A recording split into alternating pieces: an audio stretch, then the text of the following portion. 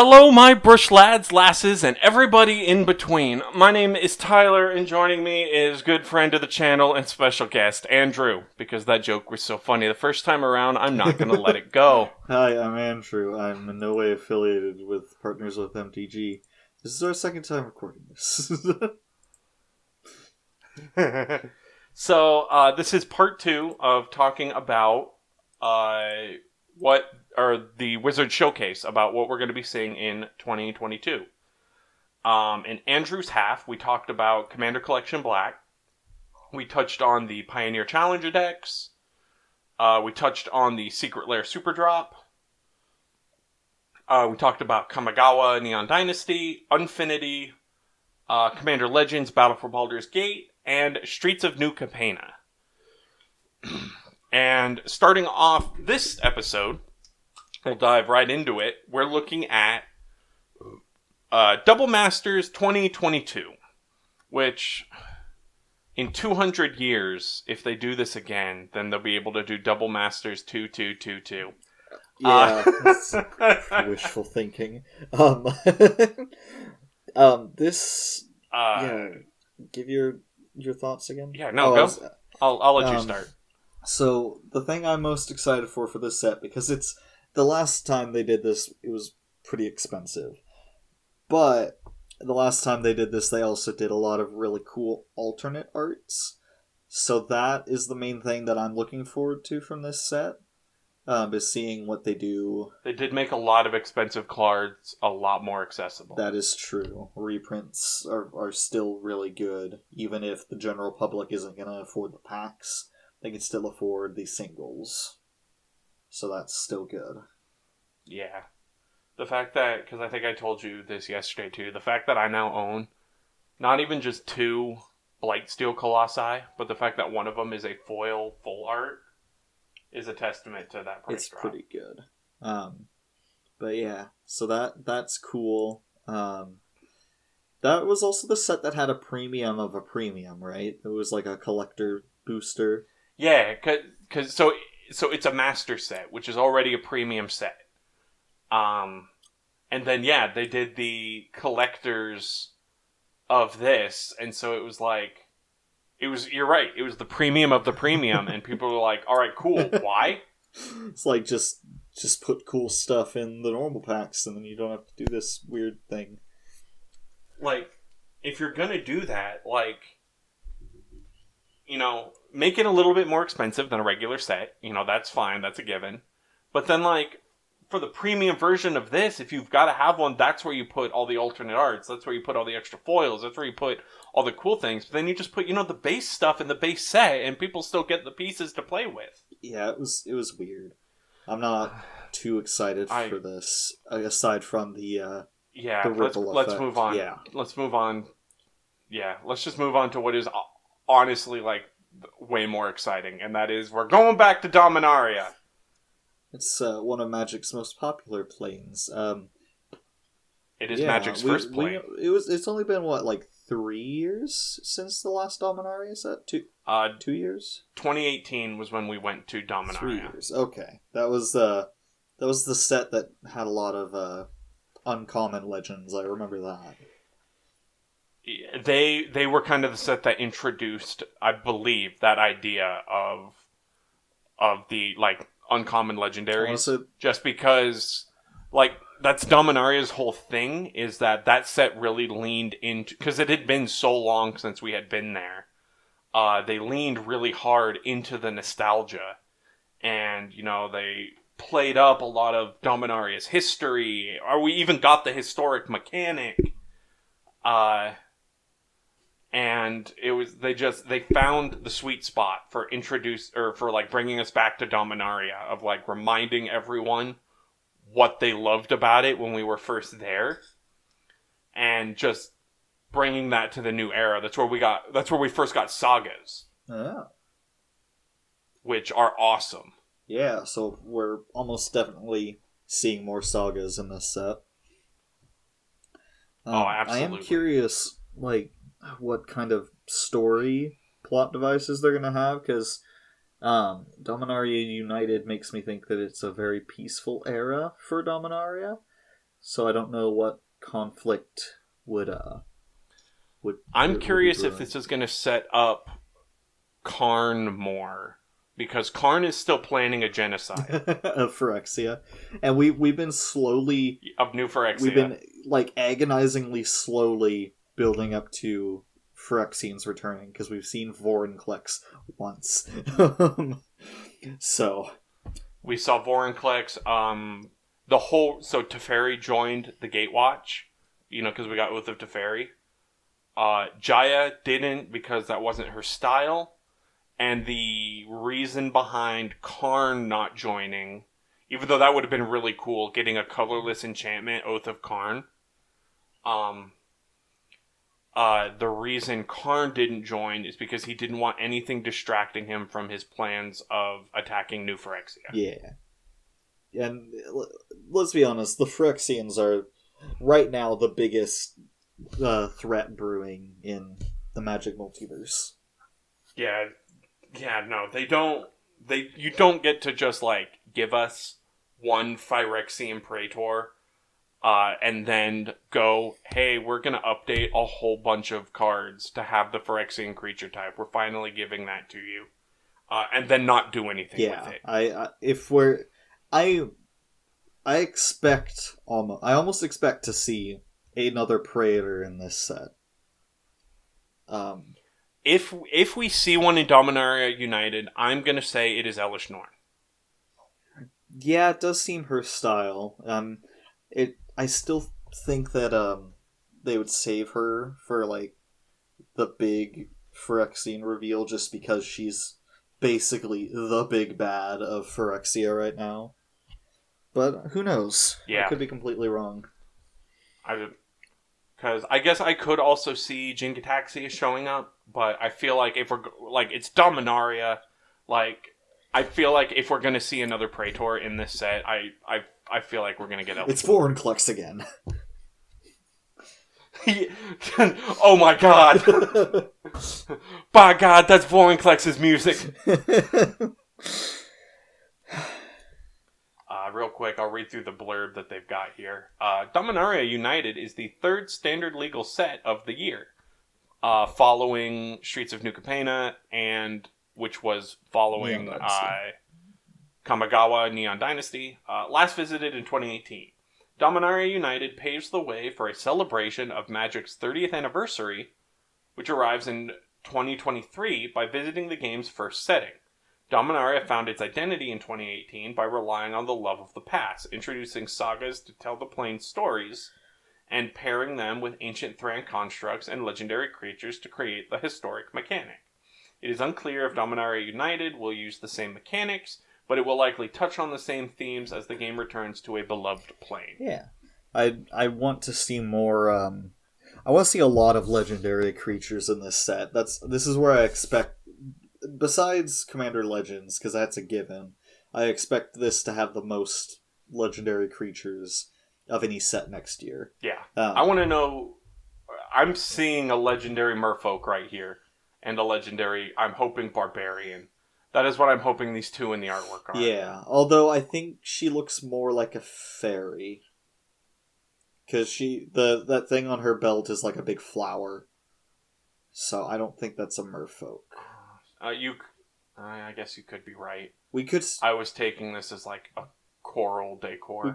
But I think you might be right. Yeah, we could still see a legendary merfolk. This by no means disproves that, but since I want to know what that big thing is in the back that the dude is riding on. Oh, it's probably a unicorn. With the crown of horn. The unicorn? Yeah, with its 3 horns? It's probably got a 4th one behind that big one. Yeah, the unicorn with 4 horns. Unicorns famous for their multiple horns. Quadcorn. Tetracorn. Hey, Tetracorn. I want you to leave cool. now. Okay. Just creature type Rhino Unicorn. Creature type, I don't know. But moving on, Jumpstart's coming back. We're getting a new Jumpstart set, which is awesome. Jumpstart was amazing. Look at that good boy. Look at that good boy in the art. Yep. Every time I open up or I get a copy of that dog, I give it to Lee. But for those unfamiliar, Jumpstart was a set where rather than getting regular booster packs, you would get a booster pack that was a packet that had a theme. And I'm now just reading what some of the new themes are, but we'll get to that in a second. And so the idea was you would get two 20-card packets, and you would open them up, and you would have cards for that theme. You would get lands in your color, because they were all monocolored. And then you would get like one special land in the color that was where the artwork was done after the theme of the set. Like the Goblin Mountain was like was like a small mountain range, but if you look closely, it was just a horde of goblins. That was also the set that gave us the Thriving Lands that are pretty decent mana. Yeah, the Thriving Lands that tap for a color, come in tapped, and when they come in, they were build your own guild gate because you would choose another color. But so you would take these two packs, you would mash them together, and then you would play. Yes. And it was great. Some packets were rarer than others, but anyway. Some so Jumpstart 2022, like layouts, like you get like 3 or 4 different Goblin decks. Like there was, like Goblin 1 or Goblin 2 or Reanimation 1 or Reanimation 2. But the blurb here, because I didn't realize they were doing this. Jumpstart 2022 is a follow-up to the highly popular Jumpstart, a format where players take 2 semi-randomized packets and mash them together to battle with 40-card decks. Jumpstart 2022 features 46 themes with new inclusions like multi-headed creatures and Eldrazi. Yes. Each pack will contain 1 card new to the set and 19 reprints, one of which will be treated with an anime-style art design. I didn't know that the original 2020 Jumpstart was tied to the year's core set, but there's no indication that Jumpstart 2022 will go the same route, instead carving out its own path. It's slated to release in the second half of 2022. That's a lot of cool. That's a lot of good. Yeah, I mean, Jumpstart, they got it. Like, Jumpstart, like, that was lightning in a bottle. Like, I don't think I've met anyone that has had anything bad to say about Jumpstart other than it was kind of hard to get. And it was cut short on Arena. I wish they had kept it. Yes, but now we've got historic Jumpstart that's back for a little while. Which, I just want to say, I've been playing 100 card historic Brawl. 100 card, Commander Light. It is a hell of a drug. I have already made 8 decks. Because Jumpstart Horizons brought hundreds of new cards. Dude, I built Bear Force 1. Yeah, because you can. They brought Ayula is there now. I did that. I built rats. I built vampires. I built dinosaurs. I gotta get on there and I built goblins. And rebuild Yarok. Dude, we should get on and play some games after this. Anyway, it's great. It's so much fun. But yeah, no, Jumpstart 2022, I'm super happy that they're doing it again. It could literally just be more of the same, but with new packets, and that's it. Good enough. I think its system is perfect. It's so fun. We'll have to jam some games. Because we bought a box of it. Yeah, we bought a box and we played, 6 games or something? The original...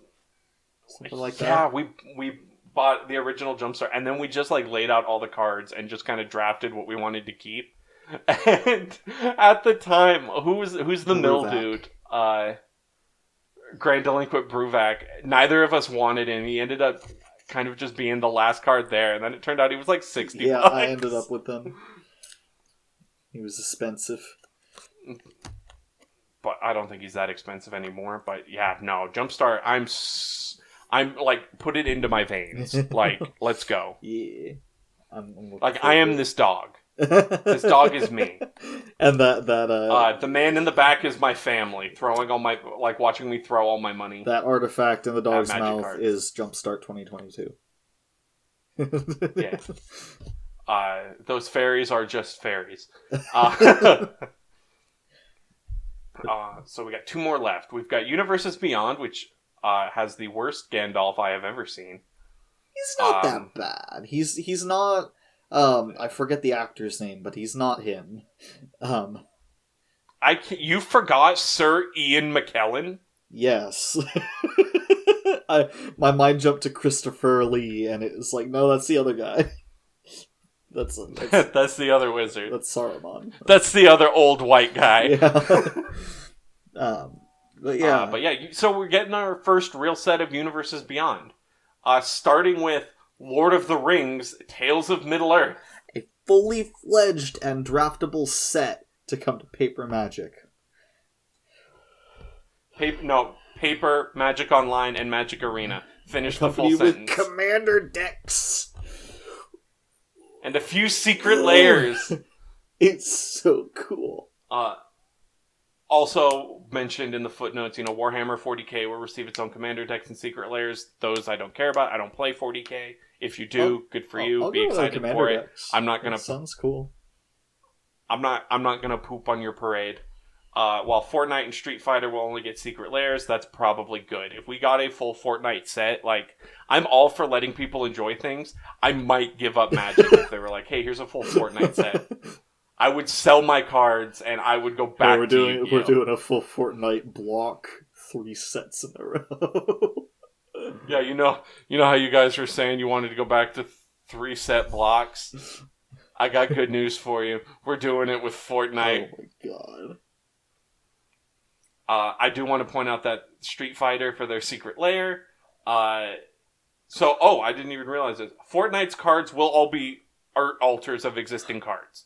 So the Fortnite cards are all going to be like the Godzilla. That's good. Card. I don't want original. Because that was the big thing. People were up. That was the big thing. Well, it looks like the Street Fighter will have original cards. I'm fine with that. Because Chun-Li will get multi-kick. It's specifically Fortnite that I did not want original cards for. I want a reprint of, and I can't claim this joke, but I want a reprint of Wrath of God that is just wiped out Tomato Town. Anyway. So the Street Fighter secret layer will have Chun-Li having multi-kicker because of her helicopter Which is hilarious. So, is that what she does? I don't play Street Fighter. I just know she kicks. She flips. One of her moves is she flips upside down and spins her legs around like propellers and moves forward like that in midair. It's so when it comes to fighting games and special kicks, my mind goes to Mortal Kombat because Liu Kang's got the bicycle kick. Yeah.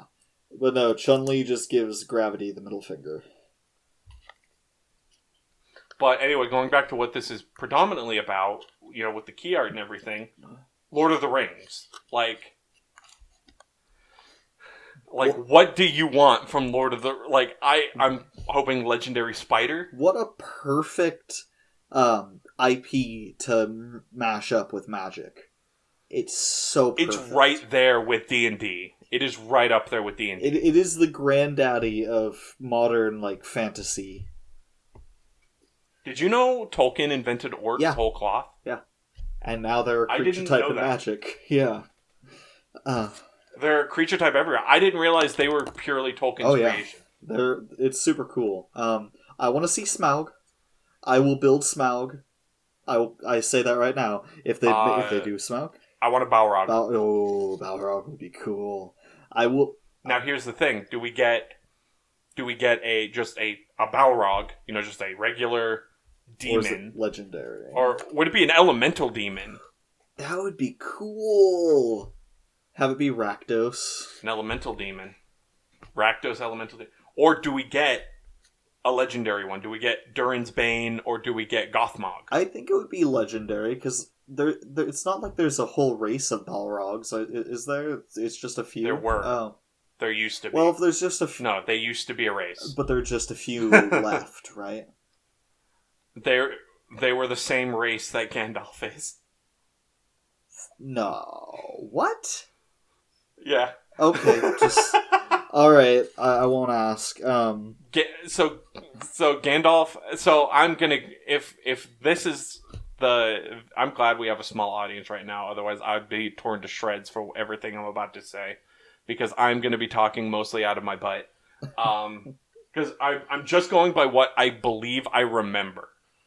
So Gandalf, and by extension, all of the other wizards. So Saruman, Radagast, and there were like 2 others that like just screwed off into the east, and no one knows where they are. They are not like human. Huh. They are like angelic, like Aesir beings that came to Middle Earth and have a human form. That is why Gandalf would not take the ring. Because if he were to become corrupted by it, he had the potential to become worse than Sauron, who I think is the same race as well. Interesting. But the Balrogs are corrupted, fallen versions of what Gandalf and Saruman are. That's cool. Or I guess what Saruman was. I like that. Yeah. The question now is, if we get a Sauron card, will it be a creature or a land? Because he's a tower. Flip card. It starts as a land, and if you control the One Ring, then it flips into that a would creature. be good. That would be really good. Oh, the One Ring. What will that do? That's gonna be a card. Bring back Meld. Huh? Meld from Shadows over Innistrad and Eldritch Moon. Or from just Eldritch Moon, where if you control an artifact called the One Ring, and you control a land called Barad-dûr, pay an amount, exile them, and then bring them back, melded together, and they form Sauron. Oh my god. Like Gisela. Oh, that would be so good. They have to... Because there's precedent for it. Because there's already a meld set that is a creature and a land. That means it probably wouldn't be the only meld pair of cards in the set. I mean, they could just do the one set. They've done one-off mechanics in sets before.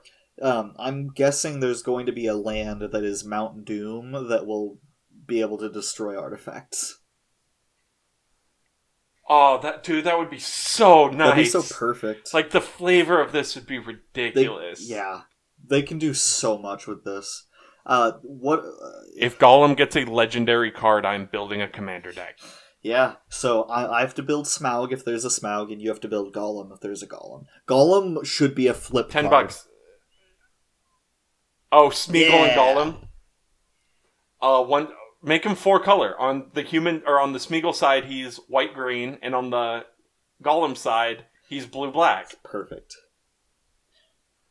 Ooh, that he would be a new Sans Red commander. That'd be perfect. Like, I was excited for this set, but I didn't actually stop to think about like what flavor we could get from it. But talking about this with you, I'm now like way excited for this. Yeah. But do we want to? Let's move on to the last one. We're going back in time. We got the Brothers' War. This is the one that I probably know the least about. So Magic's final standard set of the year, the Brothers' War pulls Magic's camera way back to the war between Urza and Mishra, brother artificers who battled with their own machines and the artifacts of the fallen Thran civilization. Magic featured the unearthing of the remnants from the war in the Antiquities set, but has yet to depict it firsthand. It's also a change in pace for a standard set, which tend to depict events in the game's present. Events from the past tend to be the product of supplemental sets like Modern Horizons 2. And, I mean, even original Modern Horizons. Yeah. The Brothers' War is set to release the final quarter of 2022. So, I'm super stoked. So, in your video, when we were talking about Commander Collection Black, you had mentioned, and I have mentioned in the past just because I love it, wanting to see a Yawgmoth in his monster form. Yeah. This could be the place where we see that. Oh, I want it. I want it so bad. And also give us a playable Mishra in Commander. Play a good Mishra and a black border Urza Planeswalker. Yes. Who's not just a head.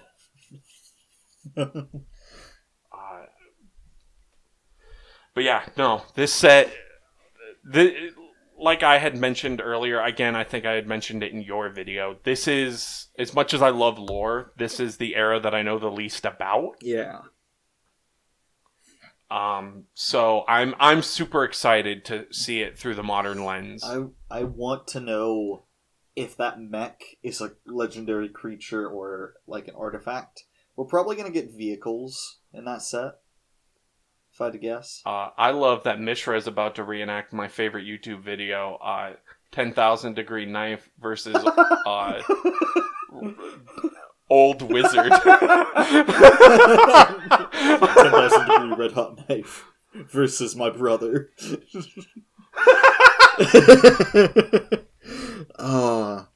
If we get a legendary creature, mechs. If that mech is a legendary, screw it. I'm gonna do a Rule 0 deck with that mech. If we get a card for that mech, I want to build a deck with the mech deck.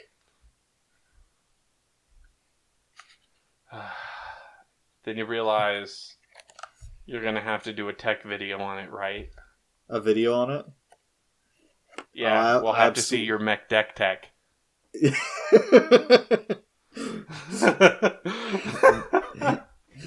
Absolutely. If that's a thing, I'm going to do it. It's late at night. Or it's getting late at night while we're recording this, and I'm tired. Alright. Let's wrap things up then. But yeah, no, I'm like, this looks rad. Like, Mishra's right arm is, he's like gone full, God, why am I blanking Esper? on his name? Tezzeret. He's gone full Tezzeret. Yeah, it's pretty similar to the Esper. But yeah, he is Phyrexian. Do you... I had already told you. I was going to say, do you know what colors the original Mishra card were? He's Grixis. Cool. But yeah, so that's everything that they talked about. And I think, I mean, people talk about how we've been feeling a lot of product fatigue. And I get it. And then seeing all of this, if these were the only products coming out next year, I would be more than happy. But that's not going to be the case. There's another dozen products that we don't know about. Yeah, we don't know what the commander precons are going to be next year. It could be real cool. Yeah, but anyway. I'm excited. I think these. I'm most excited when the standard sets look like they're going to be really cool, because those are going to be the easiest for us to get a hold of. Yes. Oh, Kamigawa. I just splurged so much on Forgotten Realms, and then they had to go and do Neon Dynasty and Baldur's Gate.